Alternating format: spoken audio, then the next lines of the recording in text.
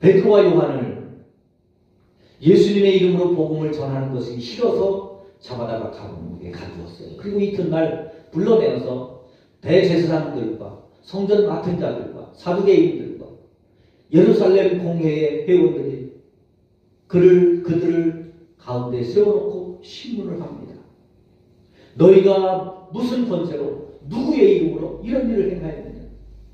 여러분, 예루살렘 공회는 예루살렘 우리나라의 국회, 사람을 죽이고 살리고 할 수 있는 그런 최고의 권력기관이 입법기관입니다. 거기에 대제사장들이 다 있어요. 신앙과 성경에 하나님에 관한 최고의 전문가들, 성전 맡은 자들, 사두개인들, 성경을 연구하고 쓰고 하는 최고의 학자들이 다 모여 있었어요. 지금 그들을 심원하고 있는 거예요. 그런데 그 가운데서 베드로와 요한이 주눅 들어야 되고 이런 핑계 저런 핑계를 다 대서 어떻게 해서든지 거기서 빠져나와야 될 거 아니에요. 그런데 베드로와 요한은 그 방법을 쓰지 않습니다. 오히려 오늘 13절에서 이렇게 말합니다. 베드로와 요한이 담대하게 말함을 보고, 이 베드로와 요한의 답변 태도를 보면서 사람들이, 예루살렘 공회원들이, 대제사장들이, 성전 맡은 자들이, 사두개인들이 그들을 이상히 여겼어요. 이상히 여겼어요. 14절에서는 비난할 말이 없었어요. 할 말을 없게 만들었어요. 여러분, 그 빛에 둥둥하게 베드로와 요한을 신문하던 그 수많은 사람들이, 그 권력 있는 사람들이, 그 힘 있는 사람들이 어떻게 갑자기 할 말이 없게 되었을까? 베드로와 요한이 무슨 일을 했길래 그들을 할 말 없게 만들었을까? 요즘 한국 교회를 바라보면서 세상에서 얼마나 많은 말들을 많이 합니까? 비난을, 화살을 많이 쏟아냅니다. 전광훈 목사님, 손현도 목사님, 이런 분들이 하는 일들을 통해서 교회를 아예 비난의 대상으로, 그리고 아주 혐오 집단으로 여길 만큼 그렇게 여기면서 수많은 비난의 화살을 쏘아대고요. 심지어는 같은 목사님들도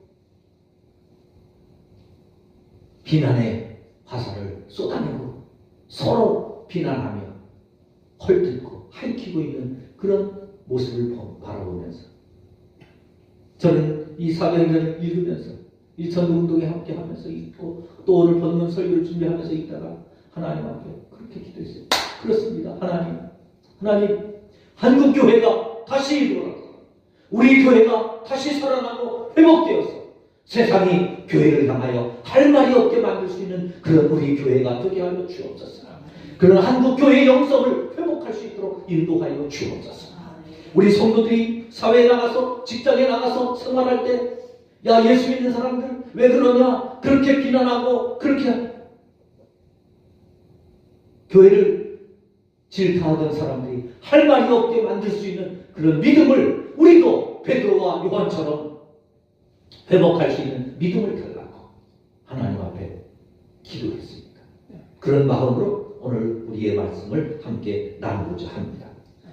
자, 어떻게 이 베드로와 요한이 그들을 할 말 없게 만들었을까? 첫째는요, 단순한 거예요. 그들이 담대하게 복음을 전했습니다. 할렐루야. 한번 따라해볼까요? 복음을 담대하게 전하자. 복음을 담대하게 전하자. 복음을 담대하게 전하자. 복음을 담대하게 전하자. 여러분, 베드로와 요한이 왜 체포되었습니까? 왜 구금되었습니까? 왜 지금 재판을 받고, 왜 지금 이렇게 곤란을 겪고, 왜 지금 이렇게 어려움을 겪고 있어요? 전도하다가 그랬어요. 예수의 이름으로 복음을 전하다가 잡혀온 거예요. 그래서 너 왜 이랬느냐? 누구의 이름으로 무슨 권세로 왜 이렇게 했느냐? 그러면 거기에 대해서 보통 사람 같으면 주저리 사실은 뭐 이래서 이렇고 저래서 저렇고 막 이렇게 핑계대면서 연약해질 거 아니에요. 그런데 베드로와 요한이 지난주에도 말씀드렸다시피 성령 충만하였을 때 성령 충만함을 받고 그들에게 예수의 이름으로 부활하신 예수의 이름으로 부활하신 예수님의 능력으로 부활하신 예수님의 권세가 이 사람을 고쳤습니다. 그러면서 담대하게 복음을 전했어요. 오늘 본문에도 보면 베드로와 요한이 담대하게 말하였다. 담대하게 말했다. 그 모습을 보고 이 사람들이 깜짝 놀란 거예요. 이 촌놈들, 갈릴리 촌놈들인데 베드로와 요한은요, 저 갈릴리 시골 어부 출신들이잖아요. 아주 무식한 어부들이 또 이 말 들으면 또 상처가 뱃사람들이 있잖아요. 그 당시에 갈릴리 사람들이도 못 배운 사람들, 가난한 사람들, 천대받는 사람들이었어요.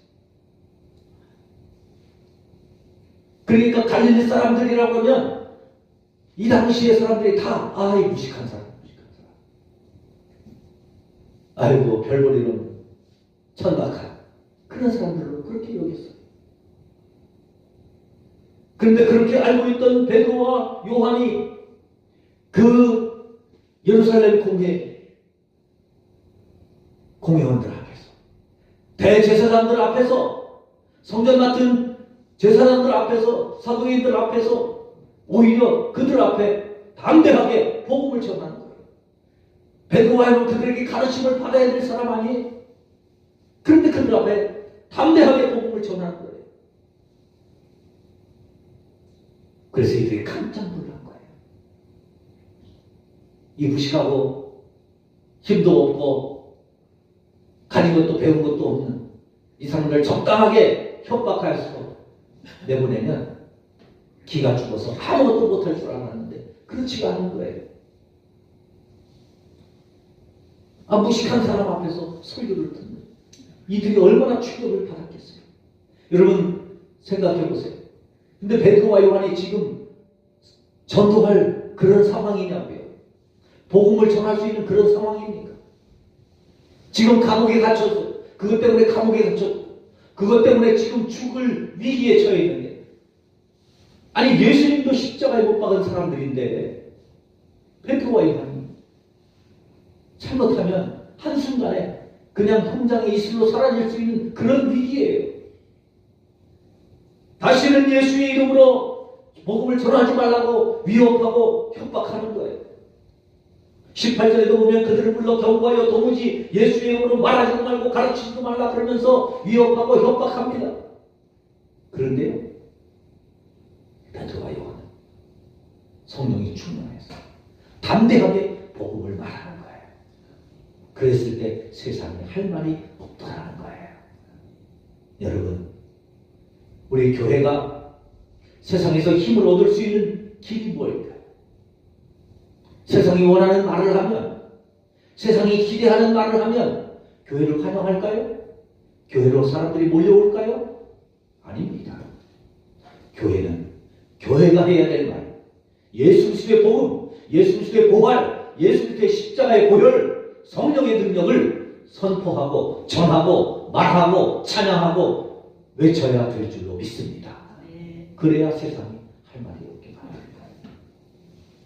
교회의 능력은 세상이 기대하는 대로 세상이 원하는 모습을 주는 것으로 인정받을 수 없어요. 세상은 복음을 싫어하게 되어 있습니다. 처음부터 그랬어요. 예수님 때부터 그랬어요. 예수님이 전하는 복음도 싫어했습니다. 지금까지 교회 역사상 복음이 환영받은 적은 단 한 번도 없습니다. 복음은 늘 핍박을 받아왔어요. 우리 한국 교회를 보아도요, 복음이 우리나라에 들어오기까지 칭찬받고 환영받고 그렇게 들어오지 않았어요. 수많은 선교사들이 피를 흘렸습니다. 영국의 토마스 선교사님은요, 우리나라에 발도 못 디뎠어요. 발도. 대동강변에서 복음을 전하러 오다가 못 들어오게 해서 발도 못 디디고 성경을 우리나라에 던져주고 거기서 죽었어요. 순교했어요.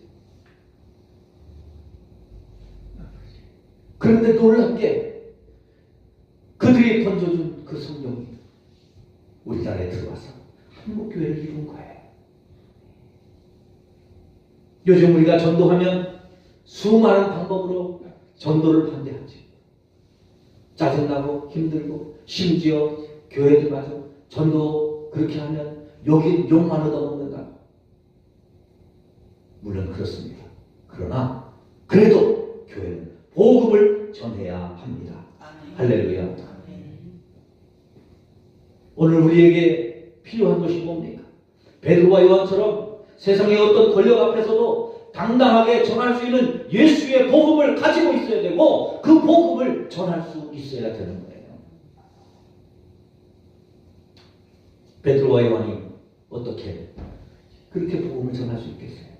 그들은 복음을 가지고 있었고요. 사람을 보는 것이 아니라 하나님을 바라보는 거예요.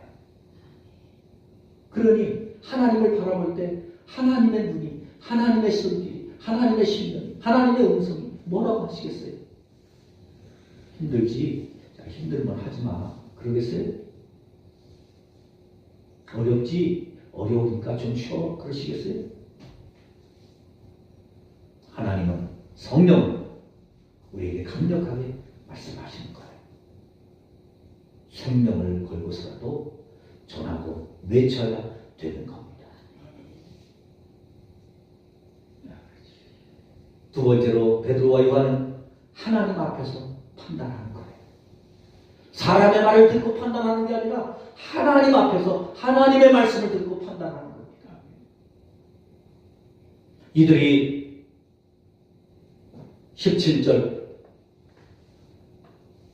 이것이 민간에 더 퍼지지 못하게 그들을 위협하여 그 이후에는 이 이름으로 아무에게도 말하지 말게 하자 하고 그들을 불러 경고하여 도무지 더 이상 예수의 이름으로 말하지도 말고 가르치지도 말라 하니 베드로와 요한이 대답하여 이르되 하나님 앞에서 너희의 말을 듣는 것이 하나님의 말씀을 듣는 것보다 옳은가 판단하라. 지금 베드로와 요한이 말하는 거예요. 너희는 도무지 예수의 이름으로 더 이상 말하지 말라고 한다. 권력을 가진 그 사람들의 말이 그들을 베드로와 요한을 죽일 수도 있는 힘을 가진 그들이 하는 말이 얼마나 위협적이겠어요. 그런데 베드로와 요한은 그들의 말을 듣고 그들의 말을 따르는 것이 아니라 하나님의 말을 듣고 하나님 앞에서 판단하는 거예요. 여러분, 이 용기가 우리에게 있게 되시기를 주님의 이름으로 축원합니다. 그래서 베드로와 요한이 말해요. 하나님 앞에서 너희의 말을 듣는 것이 옳은가? 하나님의 말씀을 듣는 것이 옳은가? 너희가 판단하라. 그러면서 너희들은, 당신들은, 귀하들은 높고 힘이 있고 권력도 있고 돈도 있고 명예도 있어서 그것을 지키기 위해서 그렇게 해야 되는지는 모르지만 나는 내가 하나님을 보면서 내가 예수 그리스도를 만나면서 내가 예수 그리스도의 제자로 살면서 내가 본 것이 있고 내가 들은 것이 있습니다. 그런데 어떻게 그것을 말하지 말라는 거예요? 여러분, 이 고백이에요. 내가 체험한 것. 베드로가 예수님을 만날 때 밤새도록 물고기 한 마리 못 잡았는데 갈릴리 바다에 대해서 전혀 모르는 예수님의 말 한마디, 깊은 데 가서 그 물을 내리라 하는 그 음성을 들었을 때, 그 말씀을 들었을 때 텅 빈 내 배를 가득 채울 뿐만 아니라 동료였던 야고보와 요한의 배까지 가득 채우는 능력을 체험했어요. 한때 대제사장들이 무서워서, 로마의 권력이 무서워서 예수님을 십자가에 못 박힐 때, 잡혀갈 때 다 예수님을 버리고 걸음 하나 살려라 꽁무니가 빠지도록 도망갔던 제자들이었어요. 베드로와 요한이었어요. 그런데 부활하신 주님이 자기들을 찾아오셔서 예수님을 3번씩이나 모른다고 부인했던 나를 찾아오셔서 내가 죽음이 두려워서 무서워서 예수님을 버리고 도망갔다가 나중에 십자가에 돌아가시는 예수님의 모습을 보고 예수님 곁에 왔을 때 그 예수님이 내 이름을 부르시면서 나에게 요한에게 어머니 마리아를 부탁하시는 그 예수님의 그 눈길을 내가 보았는데 예수님을 3번씩이나 모른다고 부인했던 나를 갈릴리 바다에서 찾아오셔서 내 죄를 용서해 주신다고 선언하신 것처럼 내가 나를 사랑하느냐? 내가 나를 사랑하느냐? 내가 나를 사랑하느냐? 3번씩이나 물으면서 말씀하시면서 나에게 보내주셨던 그 따뜻한 사랑의 음성을 내가 들었는데 오순절 마가 다락방에서 성령이 임하면서 성령의 능력을 받아가지고 내가 나같이 하찮은 사람이 40년을 안전뱅이로 살아왔던 그 사람을 고치는 능력을 나에게 주신 하나님을 내가 아는데 내가 믿는데 그 하나님을 내가 체험했는데 어떻게 내가 이것을 전하지 않을 수 있겠냐는 거예요. 그래서 나는 하나님 앞에서 하나님의 말씀을 들을 수밖에 없다고 고백하는 것입니다. 세상에 성공한 모든 신앙인들은요 다 이 하나님 앞에서 코람데오의 신앙을 가지고 살았어요. 마르틴 루터가 보름스 의회 앞에서 종교개혁을 하다가 잡혀서 재판을 받습니다. 그 재판 받을 때 지금 루터가 죽느냐 사느냐 하는 그 현장에서 마르틴 루터가 하늘을 바라보면서 이렇게 고백했다고 해요. Oh God, here I stand. Oh God, here I stand. 오 주님, 내가 지금 여기 하나님 앞에 서 있습니다. 재판관 앞에 서 있는 게 아니라 나는 지금 여기 하나님 앞에 서 있습니다. 그러니까 죽음을 불사하고 종교개혁을 끝까지 완수할 수 있었던 것이죠.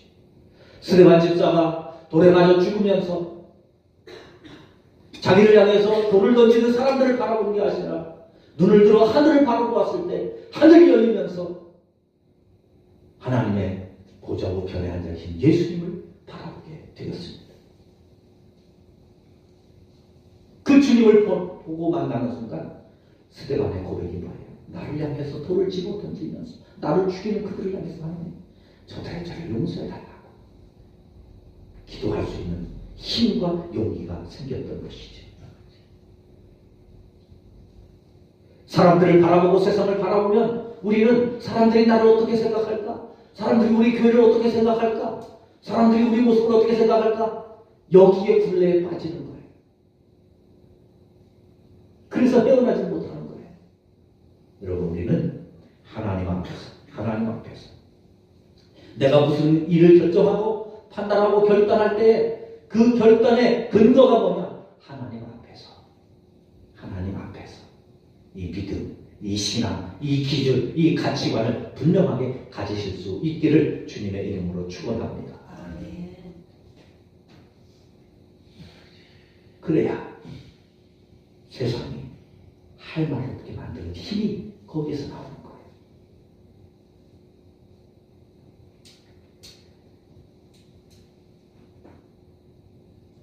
베드로와 요한 하나님 앞에서 나같이 부족한 그 사람 불러주시고 택해주시고 세워주신 주님을 만나서 고백하지 않을 수 없었던 것이지. 로마의 원형 경기장에서 수많은 우리 믿음의 선배들이 거기서 순교당했잖아요. 로마 원형 경기장에서 순교자들의 기록 중에 이런 기록이 있다고 합니다. 나를 저주하십시오. 나를 저주하십시오. 당신들이 나를 저주하면 할수록 나는 당신들을 더 사랑하게 될 겁니다. 나에게 침을 뱉으십시오. 나는 당신들에게 사랑의 숨결을 드러낼 것입니다. 나를 찌르십시오. 나는 당신들을 사랑한다고 말할 겁니다. 나를 짐승의 먹이로 사자의 먹이로 던져버리십시오. 나는 당신들을 위해 사랑의 제물이 될 것입니다. 나를 불태우시오. 나는 사랑의 열기로 당신들의 증오 가득한 그 당신들의 마음을 녹일 것입니다. 우리의 믿음의 선배들은 우리를 향해서 비난하고 우리를 핍박하고 우리에게 모진 고난을 베푸는 그들을 향해서 그 원수들 앞에서 살려달라고 애원한 것이 아니라 사실은 그게 아니라고 핑계대고 설명하는 것이 아니라 오히려 그들이 할 말이 없도록